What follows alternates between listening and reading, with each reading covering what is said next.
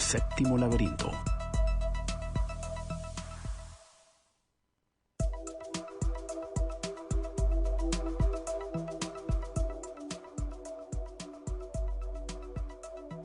Buenas noches, amigos y amigas de la Visión Radio. ¿Cómo se encuentran todos ustedes? Hoy es 7 de diciembre y son las 7 de la noche. ¿Cómo estás, Luis? ¿Cómo estás, Alexia? ¿Cómo están, chicos? Acá con frío, así como le gusta a Luis.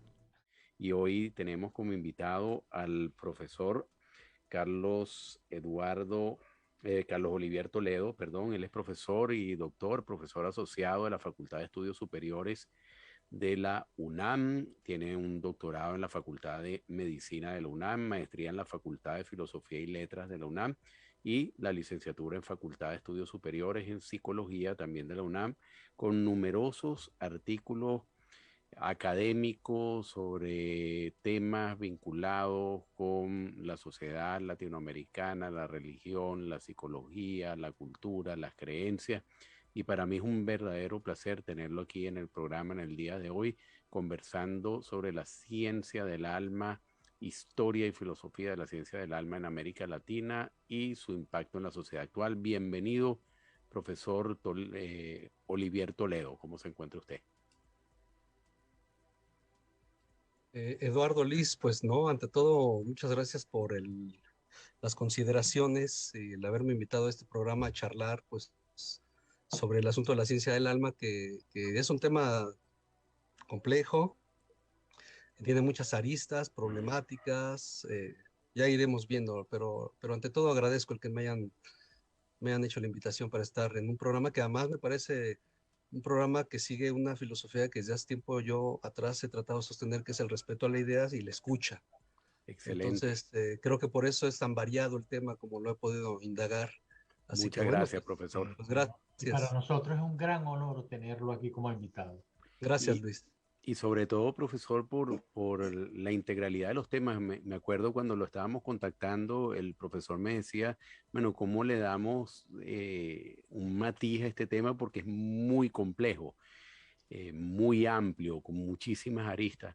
Profesor, para introducir el tema, usted nos pudiera decir por qué la ciencia del alma tiene tantas aristas y tanta complejidad para tratar de definirlo, sobre todo porque ha evolucionado, si lo circunscribimos a América Latina, ha evolucionado a través de los años con distintas tesis que se han esbozado para que finalmente tengamos algo en el día de hoy, pero cómo ese algo del día de hoy impacta en la sociedad. Y por ahí pues comenzamos entonces.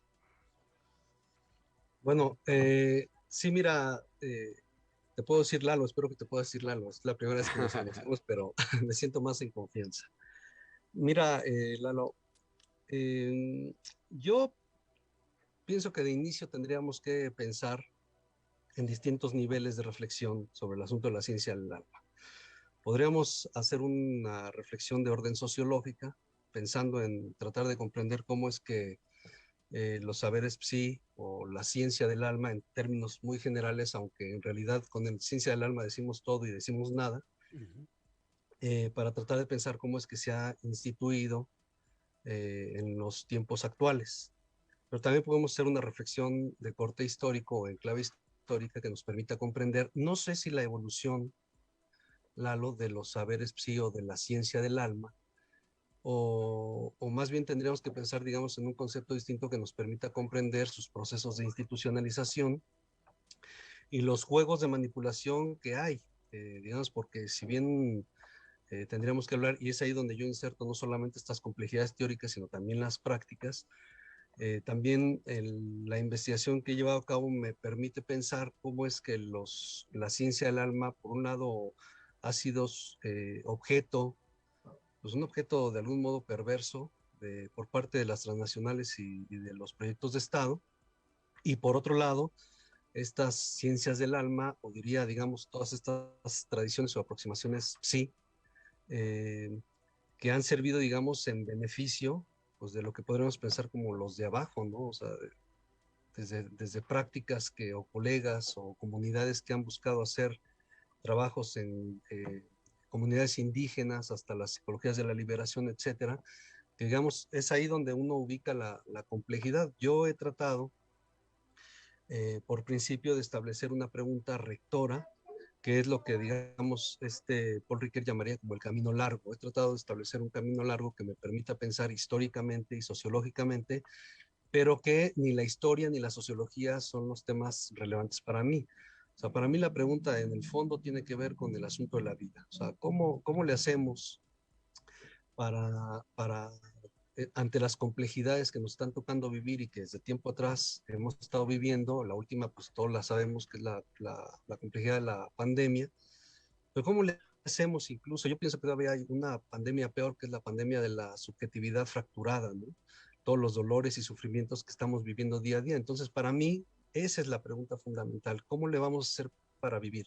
Y para ello yo he tenido que tomar un camino largo. O sea, tratar de pensar cómo la ciencia del alma ha sido una fábrica desde el siglo XIX, que en varias ocasiones ya hay testimonios sobre cómo le ha servido al Estado como un instrumento para establecer persecuciones y aprisionamientos, etcétera, hasta pensar cómo es que esta ciencia del alma se tiene que poner al servicio de la vida. O sea, porque diríamos que ahí, como diría André Comte Sponville, claro, en sus propios términos sería como si una filosofía no se pone al servicio de la vida, no tiene sentido de ser. En ese sentido, lo que yo Así pienso es es. una ciencia del alma que no esté puesta al servicio de la vida, no tiene sentido de ser.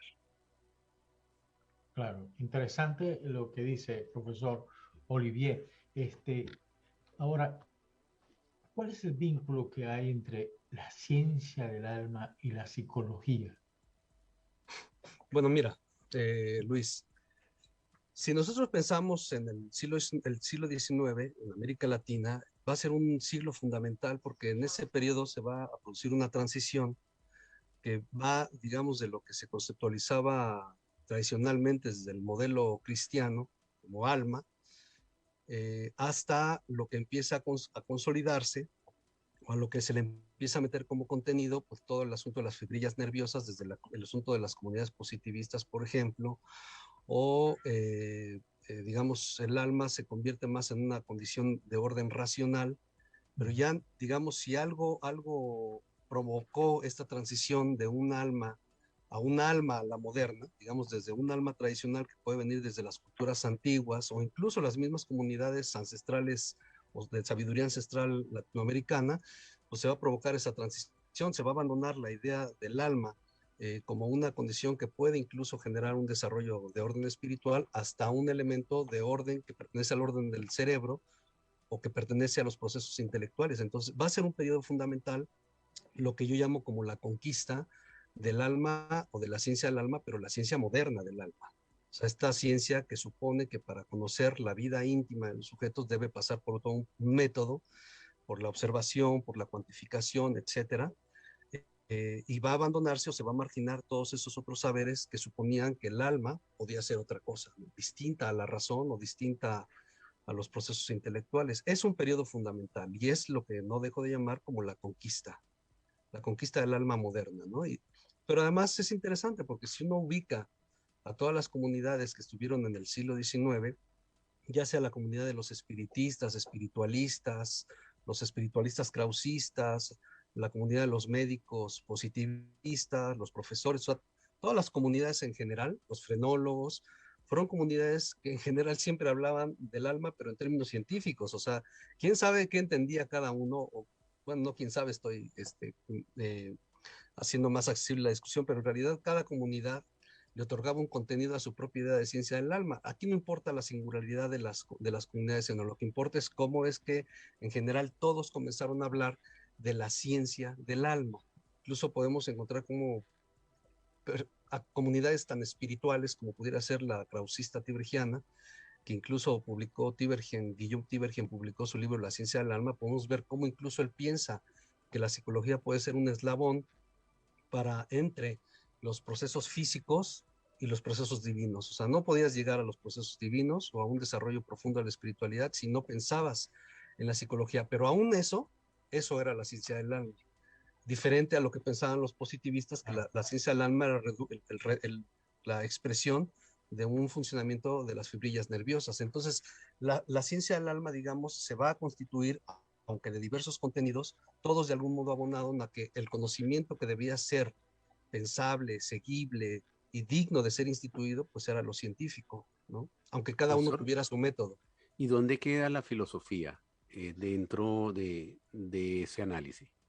Mira, la filosofía sigue estando presente, aunque no necesariamente bien vista.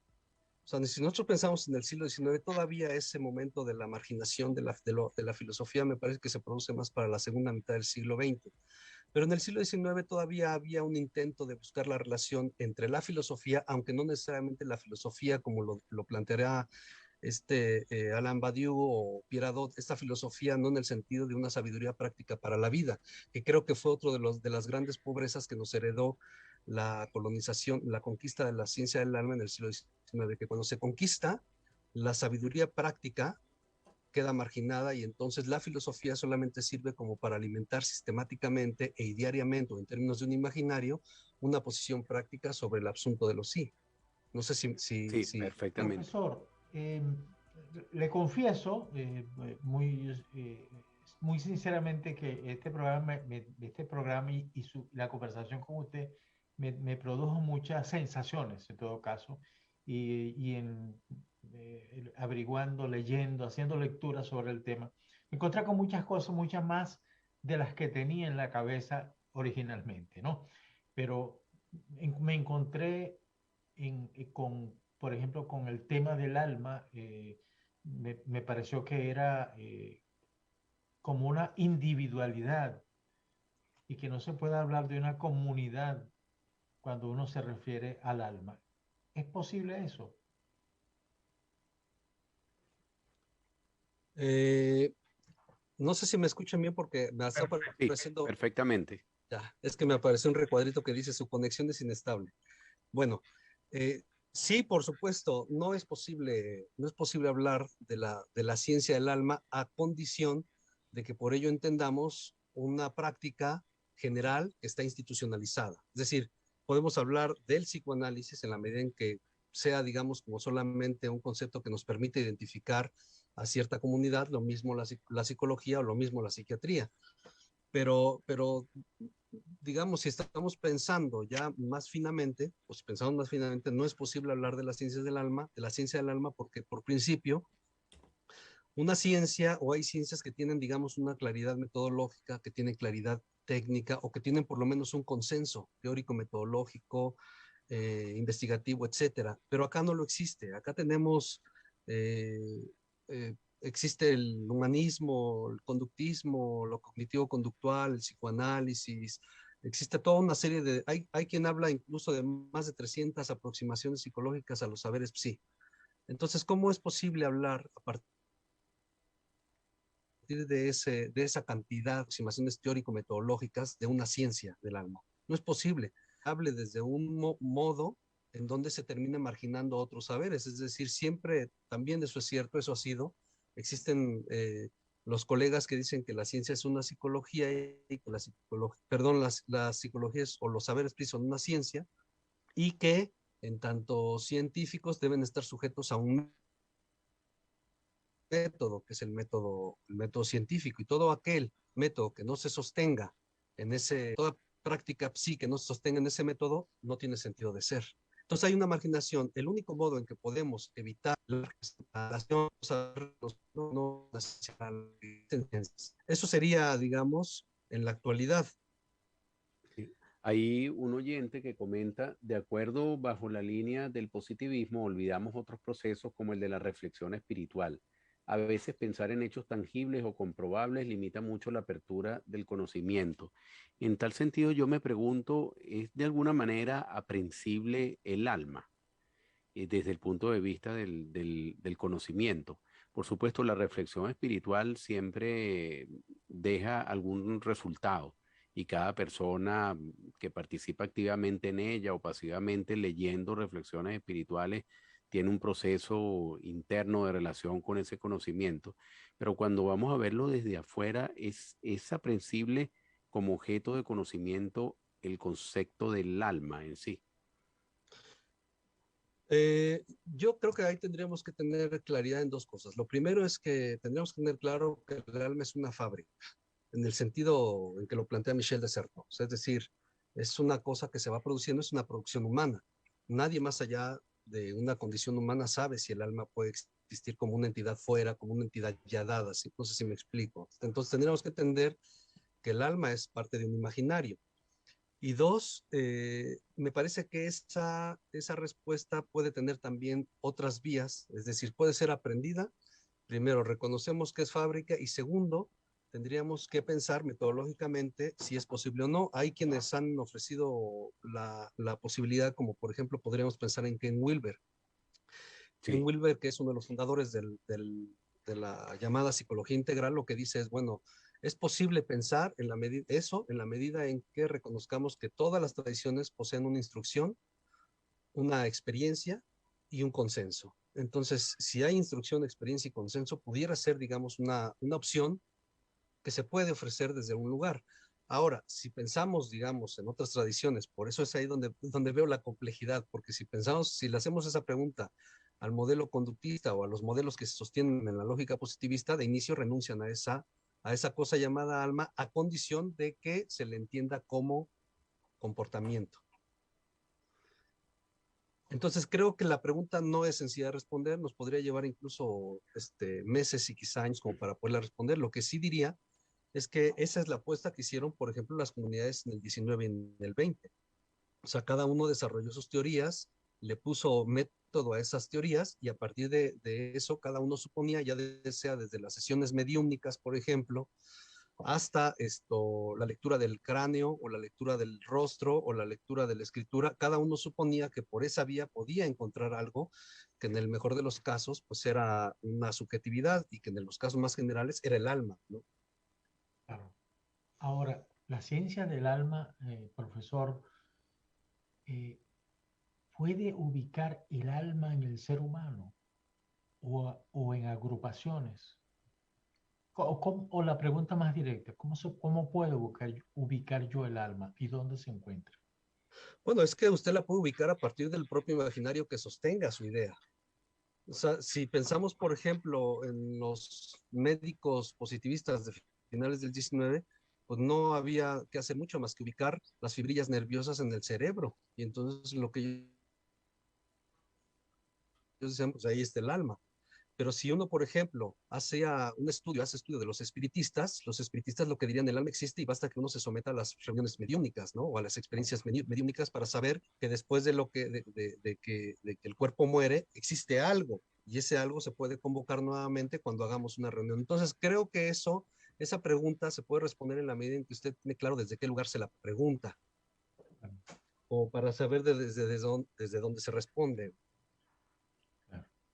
Sí, ahora, visto eso, en el caso de América Latina, ¿cómo ha evolucionado el concepto de la ciencia del alma, sobre todo en ese periodo que usted se ha enfocado más en su estudio, el siglo XIX, el siglo XX, el siglo XXI?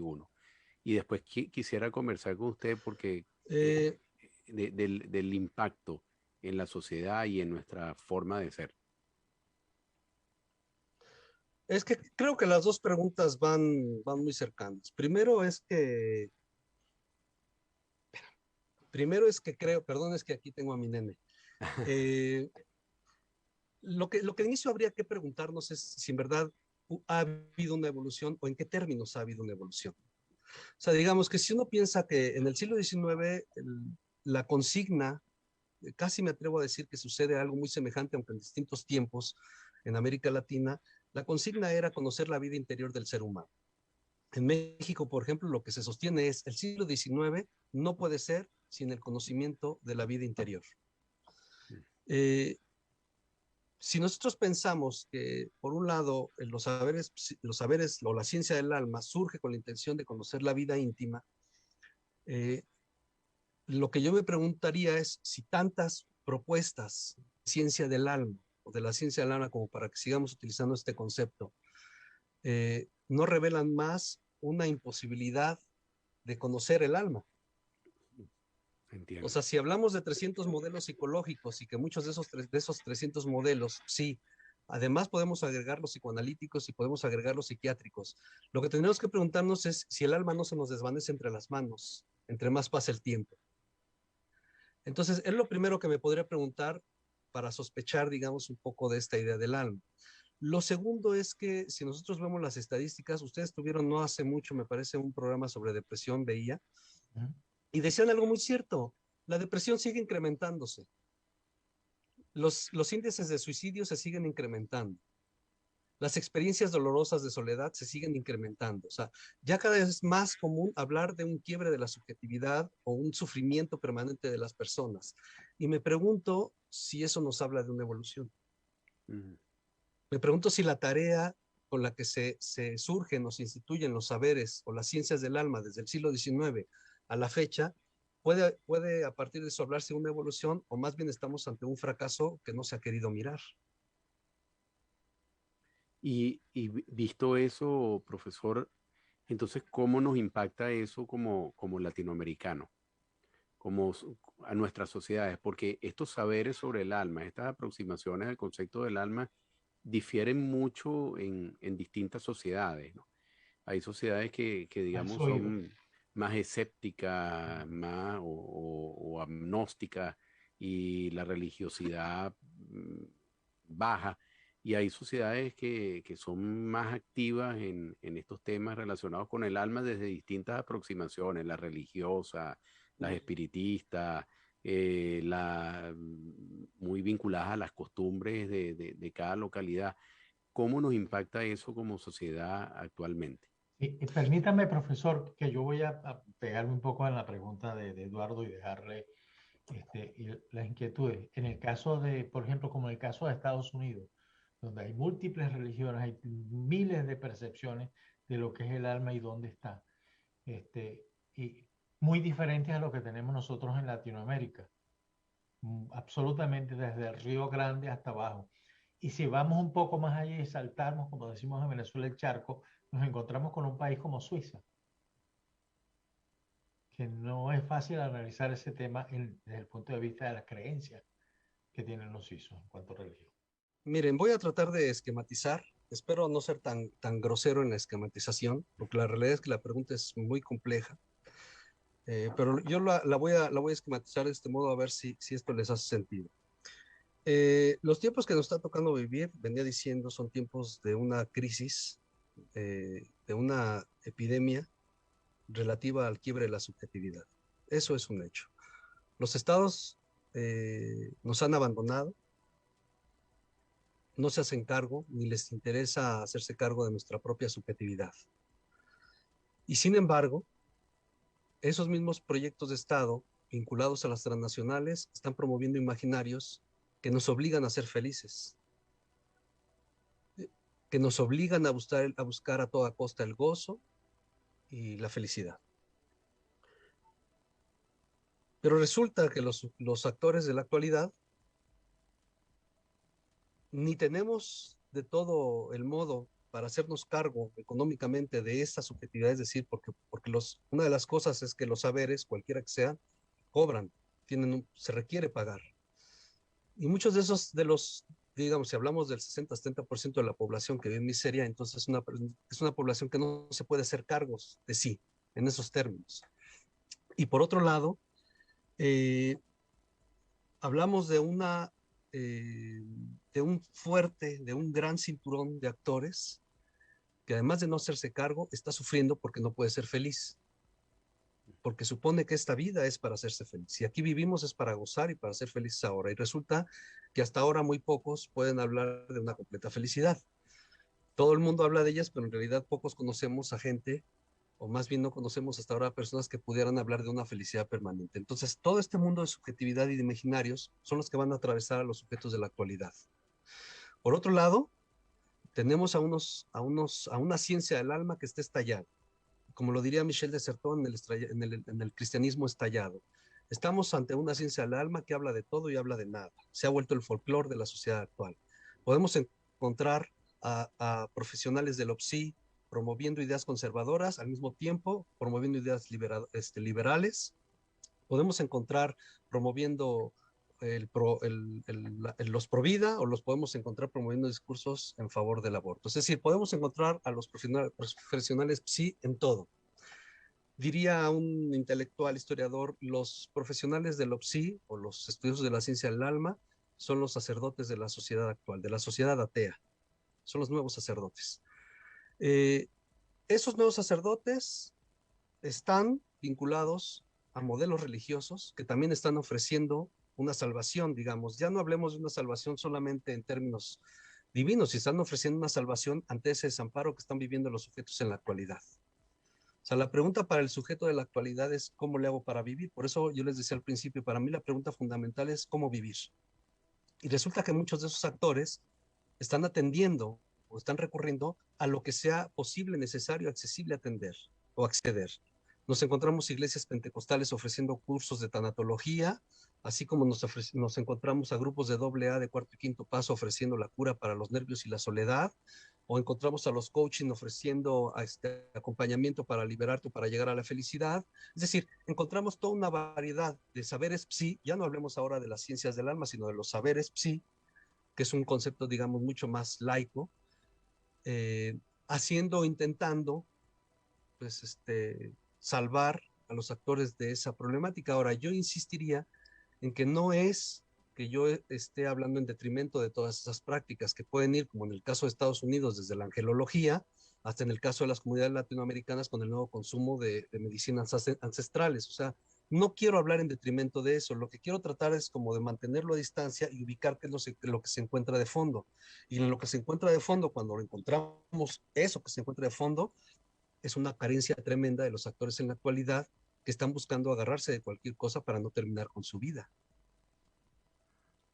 Ahora, ¿cómo manejamos? Yo lo he mencionado en algunas oportunidades en este programa al filósofo alemán Marcus Gabriel, autor del libro Yo no soy mi cerebro. Él también se le considera como uno de los promotores del nuevo realismo.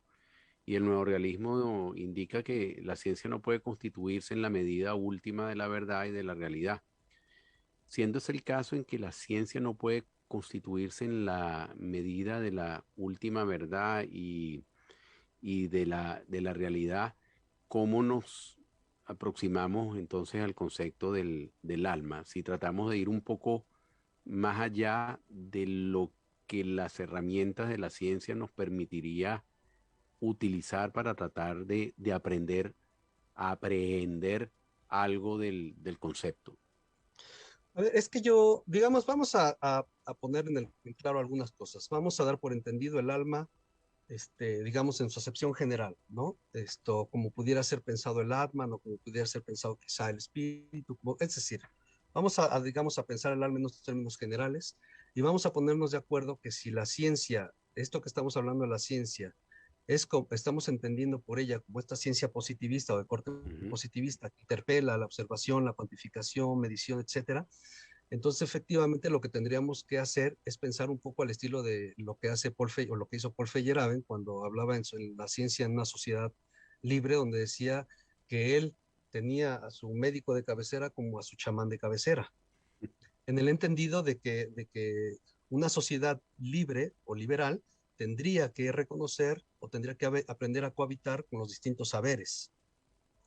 Pero si pensamos en otros términos a la ciencia, es decir, yo no veo por qué no podríamos hablar de la ciencia budista, si la misma ciencia budista tiene una instrucción disciplinada y sistemática y al mismo tiempo tiene una metodología y una consensuación, por lo mismo que pasa a los científicos o los químicos o los biólogos, no hay diferencia. A un biólogo o a un budista se instruye, experiencia, la instrucción, es decir, cada uno recurre a su propia metodología y después de su propia experiencia recurre a un consenso. ¿Viste correctamente o no viste correctamente? Entonces, en estos términos también tendríamos que ponernos de acuerdo para decir qué es lo que estamos entendiendo por ciencia. Si lo pensamos en los primeros términos, diría, me parece que estamos en los tiempos donde la ciencia no tiene por qué dictar nada. La ciencia tendría que ser un modelo, tendría que reconocer que su propio método es un método limitado. Creo que la gran trampa de los intelectuales del siglo XVIII y del siglo XIX consistió en cuando abrían en los anfiteatros los cuerpos y le preguntaban a los religiosos, ¿dónde está tu alma? Esa fue una trampa. Y fue una trampa en la que la mayoría de los religiosos cayeron al tratar de pensar o reflexionar sobre cómo podían demostrar que el alma estaba en el cuerpo, cuando cada cada comunidad estaba sostenida por un método y por un imaginario distinto. Entonces ahí lo que estaba pasando era una conquista. O sea, es decir, la conquista del que abría el cuerpo, el del anatomista, y en donde desde su propio método le interpelaba al otro para decir dónde está el alma, cuando el otro tendría que haber dicho, sométete Increíble, a una sí, experiencia religiosa es para que verdad. sepas dónde está el alma. ¿Sí me explico? Sí, Sí, sí, sí, totalmente. totalmente. Profesor, yo hace muchos años tuve una jefa, muy espiritual, por cierto, que en un momento de conversación informal sobre varios temas, ella me decía, Luis, yo creo que el ser humano, usted igual que nosotros, sabemos lo que son los carritos chocones. En México los vi yo también. Esos carritos que están en las ferias que se chocan Ok, entre. Y entonces ella me decía, Luis, el ser humano anda en la vida, anda en el mundo como carritos chocones. Su alma anda desesperada por conseguir un camino, por conseguir comprensión. Sus espíritus no tienen paz. Se puede afirmar eso realmente. Ella tenía la razón. Lamentablemente, que en paz descanse, ella murió al poco tiempo. bueno, esperemos que su espíritu esté en paz. Eh, bueno, pienso que si tratamos de pensar eh, de un modo más secular, pienso que sí estamos en una grave crisis. Pienso que hay mucho sufrimiento en estos tiempos y que las ciencias del alma, muy pocas ciencias del alma, diría, están puestas al servicio de esa vida, de la vida. Están puestas al servicio de cómo enseñarle al otro cómo vivir. ¿Sabe? Pasó algo muy, muy interesante, muy paralelo a la medicina. Cuando la medicina se va instituyendo, lo que va produciendo es un efecto muy interesante que es el efecto del amo y el esclavo. Es decir, el médico se vuelve el sabedor del cuerpo del otro, aunque lo único que el médico poseía era su propio cuerpo. ¿Sí me explico? Pero sabía del cuerpo del otro. Con la institucionalización de la ciencia del alma, algo semejante se sucede. Es decir, lo que va a pasar es que al otro se le quita de un saber, que es de su propia subjetividad, algo muy semejante que fue lo que descubrió Freud. Es decir, el otro posee un saber, pero con la institucionalización de la ciencia del alma, ese saber va a ser despojado del sujeto, de tal modo que el profesional del OPSI será el dueño de ese saber y en ese momento se convierte en el amo. Y en ese sentido, el saber deja de estar puesto al servicio de la vida. Y lo que yo me pregunto, por lo menos hacia donde, digamos, de lo que yo estoy detrás, es tratar de pensar cómo devolverle ese saber al propio actor. O sea, un saber que tiene, el que saber, tiene que reconocer los elementos de su propia subjetividad y tendrá que recurrir a su propio conocimiento, a su propia conciencia, para saber cómo hacerle, para enfrentar las adversidades que le están tocando vivir. No significa que la terapéutica quede anulada. No estoy queriendo decir eso. Lo que estoy queriendo decir es que en un primer momento al actor se le tiene que devolver un saber y se le tiene que dejar de ver como un ignorante. Mientras que eso no suceda, el sujeto está desposeído, no sabe cómo narrarse, no sabe cómo contarse su existencia, no sabe cómo enfrentar los celos, no sabe cómo enfrentar el dolor de la pérdida, no sabe cómo enfrentar la tristeza o la depresión, no sabe cómo hacerlo, porque nunca se le ha educado para hacerlo. Lo que siempre se le ha educado ha sido, si te sientes mal, ve con un psicólogo, si te sientes mal, ve con un psiquiatra, si te sientes mal, ve con un psicoanalista, pero nunca ninguna institución ha puesto el énfasis para decirle al sujeto, hazte cargo de tu propio saber. Es verdad. Interesante. Profesor, se me ocurre a mí el conversar un poquito sobre el tema de las religiones. Por supuesto que cada persona pues, puede tener su creencia y si esa creencia le ayuda a lograr un objetivo en su vida, pues mucho mejor, ¿no? Eso es algo que es difícil que uno lo ponga en tela de juicio, las creencias de las personas. Pero aparte de eso, ¿cuál ha sido la influencia del tema religioso o de las religiones en las dificultades o no para poder acercarse mejor al concepto del alma? Porque la mayoría de las religiones parte ya de un hecho comprobado: el alma existe y punto, no se discute. Usted lo cree, no lo cree, por fe lo debe creer, si no, usted es una persona no religiosa. Pero más allá de eso, cuando uno lo contrasta entonces con la parte científica, uno encuentra que para el saber científico es muy difícil lograr, como lo hemos dicho ya varias veces, aprender el concepto del alma. Puede acercarse a la psiquis del hombre, entender algunos procesos que se dan en la psiquis humana, etcétera. Y como lo decía el científico Carl Sagan, grandes aseveraciones requieren de grandes comprobaciones, de grandes pruebas. Y entonces ahí uno encuentra un punto difícil, intermedio entre ciencia, religión.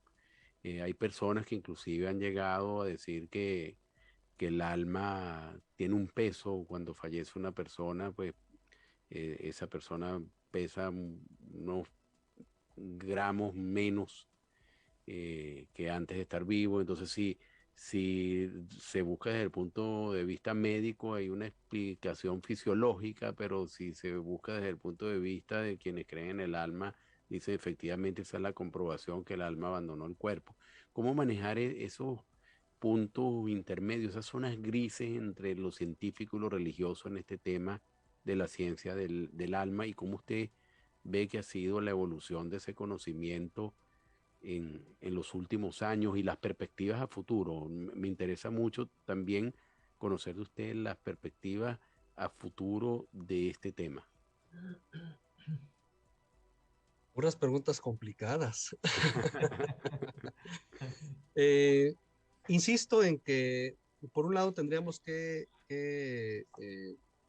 hacer conciencia de desde dónde se pregunta cuando alguien pregunta por el alma. O sea, si un científico, a ver, voy a recordar, a traer a colación una discusión que yo tuve con un físico hace algunos años. Él decía que ya los métodos de la física eran unos métodos distintos a los métodos radicales, donde decían que ya no existía más que el cuerpo y que el alma no existía.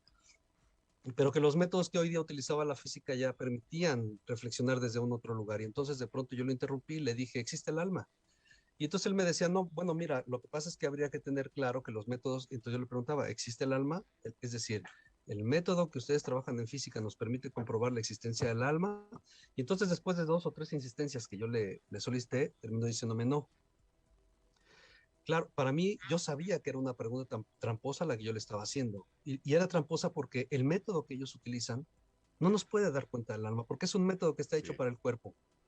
Entonces, si nosotros nos movemos de ese lugar y preguntamos por el alma a un budista o a un cristiano, lo primero que nos va a decir es, el alma es una experiencia. ¿Quieres saber si el alma existe o no? Vive la experiencia. Trabaja en beneficio de un llamamiento, o trabaja con satoris, o trabaja desde distintos lugares que las religiones te ofrecen para vivir la experiencia. Pero el alma no puede ser una cosa teorizada o simplemente sí, conceptualizable. Tenemos que es entender verdad. que de inicio la apuesta del modelo religioso, cualquiera que sea, es una apuesta de experiencia. De otro modo, seguiremos teorizando y seguiremos en la falsa discusión sobre si el alma existe o no existe. Por eso decía yo, bueno, la pregunta cuando a un anatomista le decía al otro, ¿el alma existe o no existe? Lo que el religioso tendría que haberle respondido es, ven a nuestra comunidad y vive la experiencia para que te des cuenta si existe o no existe el alma. Pero no me preguntes por un alma en un cuerpo muerto.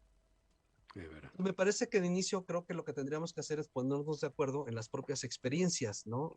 Perdón, en las propias definiciones que otorgamos a las conceptualizaciones ya del alma, ya de la ciencia, ya de la experiencia, ya del espíritu, etcétera, como para saber si estamos compartiendo la enciclopedia cultural o no. Yo puedo no creer necesariamente en el alma cristiana, ¿no?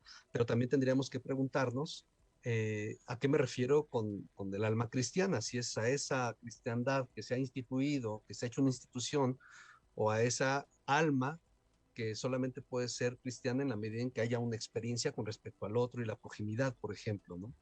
Entonces pienso que por ahí podríamos, digamos, salvar una falsa discusión. No creo que el problema deba ser reducido a si existe o no existe o cómo debe ser aprendida. Creo que el Es problema verdad. tendría que estar desde dónde lo preguntamos y en qué términos lo preguntamos también. Eso es muy cierto. Pienso, es un poco incluso como sucede con la muerte, ¿no? Nadie puede saber nada de la muerte. Es como un poco Sigmund Bauman lo decía. Somos completamente ignorantes de la muerte. Nadie puede dar testimonio ya muerto de la vida. Y nadie puede dar testimonio ya muerto de la muerte. O sea, existen personas y experiencias de personas que viven un cuanto tiempo la muerte y que regresan y que testifican. aunque de pronto no los toman con mucha seriedad, pero existe eso. Sin embargo, somos totalmente ignorantes sobre la muerte. Y me pregunto si en esos mismos términos, a lo largo de la historia, lo que ha demostrado este estallamiento es que al mismo tiempo también somos ignorantes de muchas cosas de la vida, como por ejemplo el alma, ¿no? Claro. Profesor, aquí hay una oyente de Venezuela que pregunta lo siguiente. eh, ¿A dónde va el alma cuando el cuerpo o la organización o la pequeña agrupación cultural a la que pertenece desaparece? ¿A dónde va? Es etérea el alma, es algo que no se ve. Exactamente, textualmente se lo estoy leyendo. Eh, bueno, eh, insistiría, si este eh, participante lo que está preguntando es por el alma cristiana, bueno, pues ya todos sabemos que existen tres momentos, ¿no? Pero insisto en que tendríamos que plantear la pregunta de cuando hablamos del alma, ¿de qué estamos hablando? Porque, por ejemplo, esa es una explicación. Pero si pensamos, por ejemplo, en las neocomunidades o en las comunidades nahuablantes o las comunidades mexicas, como les llamaban, o aztecas, en realidad no hablamos de ese proceso. Estamos hablando de lo que ellos consideran como el Omeyocan o como el Mictlán, y que para llegar al Omeyocan se necesitaban pasar los 13 reinos, o que para llegar al Mictlán se requerían pasar los 9 niveles, y que esos 9 niveles debían ser acompañados con el perro, con Xolotl, ¿no? Por ejemplo. Entonces, si pensamos, por ejemplo, en los budistas, bueno, pues entonces tendríamos que recurrir a los bardos para saber y para Así es. explicarnos cómo va recorriendo el alma por distintos niveles hasta que se vuelva al renacimiento. Pero, por ejemplo, si nos preguntamos por los metodistas del siglo XIX, que eran además vegetarianos y que fueron los que trajeron eh, eh, más o menos el modelo vegetariano a América Latina, pues lo que tendríamos que decir, bueno, ellos creían que había que cultivar el cuerpo, que no comer animales, que tendríamos que ser lo más sanos posible, porque ese cuerpo, junto con el alma, iba a ser encarado, enfrentado a Dios, y que entonces tendríamos que darle unas buenas nuevas para que nos volviera, para que esa alma volviera a estar en otro cuerpo. Entonces, tenemos un montón de definiciones, no podemos reducirla a una idea del alma, por eso decía, tenemos que tener cuidado cuando hablamos de la ciencia del alma, porque si pensamos ya históricamente o pensamos ya sociológicamente, nos vamos a encontrar con una multiplicidad de ideas que suponen el alma, o que suponen el atman, o que suponen el espíritu, etcétera, ¿no? Y cada uno tendrá su propio recorrido. Ahora, lo que es cierto es que no hay religión que no crea que puede haber algo más. No, y quizás eso es la parte más atractiva de la creencia en el alma, es la continuidad de la vida bajo otra forma, ¿no? Porque si no hubiera esa creencia, pues sería mucho más difícil el pensar que el término de una vida en el término materialista implica el final de todo, el final de todo este esfuerzo de 13.800 millones de años de creación del universo para llegar hasta un ser humano que se hace estas preguntas, ¿no? Sí, por supuesto, eso siempre nos va a llevar a los viejos debates, ¿no? A los debates de los filósofos antiguos, desde los filates de los debates de los filósofos estoicos, o los perros, o los epicúreos, etcétera. Donde lo que se supone ahí, mientras que uno supone que habría que cultivar un término medio para después, para la siguiente vida, otros lo que suponen es que la vida es aquí y ahora y se acaba aquí y ahora. Claro. Podemos pensar en los términos más contemporáneos. Recuerdo hace mucho, no hace mucho, leía a Miguel Mori, donde decía, bueno, el gran regalo que se le ofrece al ateo en este momento, aquel que deja de creer en Dios, y por lo tanto a todo lo que supone la vida más allá de esta vida, el gran regalo que se le ofrece es la soledad. Dice, porque con la soledad tú te puedes hacer cargo de ti, te puedes comprometer con tu propia conciencia y con tu propia expansión, en el entendido de que eso es lo que tienes como regalo. Entonces, no sé si es tan doloroso, digamos. Yo creo que insistiría, si uno le pregunta a un ateo anarquista, pues uno se va a encontrar con ciertas ideas que pudieran sorprender. Ahí está el caso de Michel Onfray, el caso de André Comesponville, por ejemplo, ¿no? Pero claro, si pensamos a las nuevas modalidades estoicas, o a las nuevas modalidades que se están produciendo en filosofía, por ejemplo, que también pueden suponer que existe algo más allá de esta vida, nos vamos a encontrar con una idea muy variopinta de lo que podría suponer la transmigración del alma. ¿Y el alma en flora y fauna? Bueno, si usted recurre a la comunidad de la mexicanidad, a la Ujú. cultura azteca, a la cultura a la neocultura, ¿Nahuales? no, en realidad lo que dicen es que uno siempre tiene que tener cuidado y el cuidado de los perros, por ejemplo, de Ujú. cualquier animal, porque son los que nos van a acompañar en el inframundo o Mm. nos van a llevar por el inframundo. Entonces ahí habría que tener un respeto hacia este tipo de animales o hacia los animales no humanos, como lo llaman, pero además también considerar que también ellos tienen alma. Pero si usted recurre, por ejemplo, a la metafísica o a algunas teorías de metafísica, lo que suponen es que el alma, sí tienen alma los animales, los vegetales, pero no están en el mismo reino de los hombres. Entonces, sigo insistiendo en que uno se encuentra con una diversidad tremenda y a veces extremadamente opuesta que nos hace pensar, no sé si en evolución o más bien en un estallamiento. En el último minuto que nos queda, profesor Toledo, ¿qué piensa usted después de años de reflexión en estos temas? ¿Qué piensa el profesor Carlos Olivier Toledo? Mira, hasta me puse rojito. Eh, Pienso que uno tiene que aprender a vivir aquí y a vivir ahora, hasta que, como decía en algún momento, hasta que el destino se nos revele. Eh, Pienso que cuando uno espera y se la pasa en la espera, uno termina con mucho sufrimiento. Y pienso que lo que tenemos que hacer ahora, como cuerpos que somos y como también creo que cuerpos que tenemos, es necesario, imprescindible hacernos cargo de lo que tenemos ahora. Es necesario, pienso como lo pensaban muchos poetas náhuatl, es necesario que aprendamos a ser conscientes de nuestros pasos porque esos pasos se van a volver las huellas de alguien que va a pisar. Entonces, pienso en eso y después, como habrá dicho algún maestro, después me tocará pensar si existe algo más allá de esta vida. Qué bien. Bueno, Excelente. muchísimas gracias, profesor. Ha sido un placer tenerlo en el programa El Séptimo Laberinto. Esperamos contar con usted en el futuro. Y bueno, muchísimas gracias. Estuvimos conversando con el profesor Carlos Olivier Toledo sobre la ciencia del alma. Muchas gracias, Luis. Muchas gracias, Alexia, como siempre. Excelente. Un gusto. Excelente Sí. pregunta. Y le digo, quedé con muchas preguntas, pero para el próximo. La Yo próxima vez. les agradezco infinitamente el que hayan considerado que las ideas que he trabajado pues, puedan ayudar en la retroalimentación del programa y del público que vaya a escuchar en algún momento. Esto, les agradezco mucho. Me A siento usted, muy agradecido. nosotros también. Muchas Gracias. gracias. Muchas gracias, Gracias. Alexia. Con gusto. Lo esperamos en 2022, ya sabe. Estaremos, ¿Ok? Seguro. aquí estaré, por supuesto. Hasta la próxima, muchachos. La próxima. Próximo martes, 7 de la noche, El Séptimo Laberinto por la Visión Radio.